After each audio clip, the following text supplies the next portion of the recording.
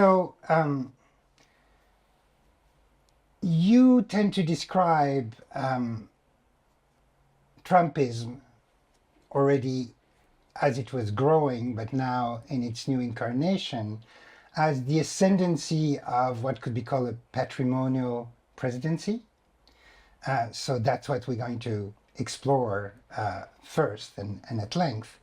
But then to start with, to sort of have a cast of character, what do you see as the main distinctive features of Trump cabinet's appointees? Well, I think if you look at the people who surround him, if you look at his cabinet choices, his cabinet members now, his close advisors, his envoys, people like Elon Musk, they represent a particular faction of capitalism, a particular faction of finance capitalism, in fact. And this tells us a lot about what Trumpism is. It tells us a lot about the shape of the contemporary far right. So if you look at where these people situate themselves in the world of American business, it's in these peculiar sectors of American finance and the elite business world. So they might be people from the world of private investment, from the very top of the private investment world, so people who are general partners or founders of private equity funds, venture capital firms, hedge funds, or the kind of private investment funds that have some kind of specialized field of investment, so the fossil fuel private equity funds, the real estate funds, which is more or less where Trump comes from. And on the other hand, you have these people who you could describe as private capitalists, people who own majority shares or controlling rights in closely held companies. Many of them from a kind of new generation of company, many of them who are founders of these new tech firms. And these firms for a very long time were private. When they went public, these founders retained this founder-like role. So they retain controlling shares in these organizations. So it's private investment fund partners or founders, and they're the people from the very top of the world of private equity, and then they're founders or the owners of private companies, okay? And I think there is a certain continuity here between Trump 2.0 and Trump 1.0. So many of his very close advisors first time around were private equity managers, billionaire hedge fund managers. What I think shifts, what I think is very important in terms of realignment is the fact that you see this wave of venture capitalists, the very wealthiest elite venture capitalists in Silicon Valley, realign around the Republican Party. And that is quite startling and quite new because this sector of the private investment world was the one sector that you could say was very much aligned with the Democrats. And that goes back to the 1990s when the New Democrats did a lot of work to cultivate the electoral constituency of around Silicon Valley.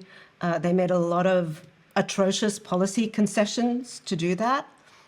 There was Clinton who did everything he could to promote intellectual property rights. They put a lot of money into basic science funding, which is, after all, what these companies build on. So this is new.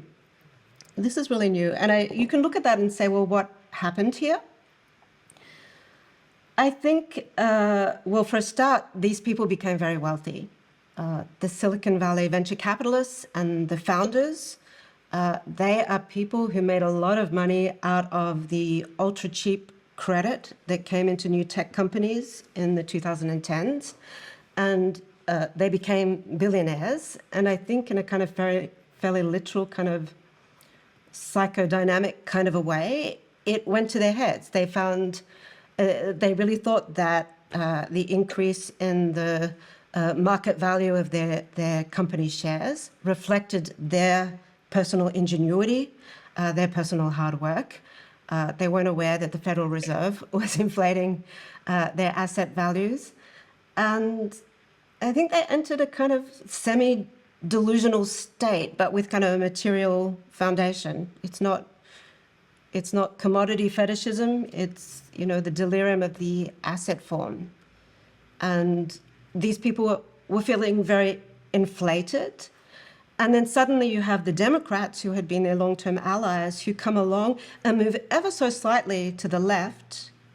And you have Biden and you have Kamala Harris, who are talking about introducing a billionaire's tax on unrealized capital gains. These people hold a lot of wealth in unrealized capital gains.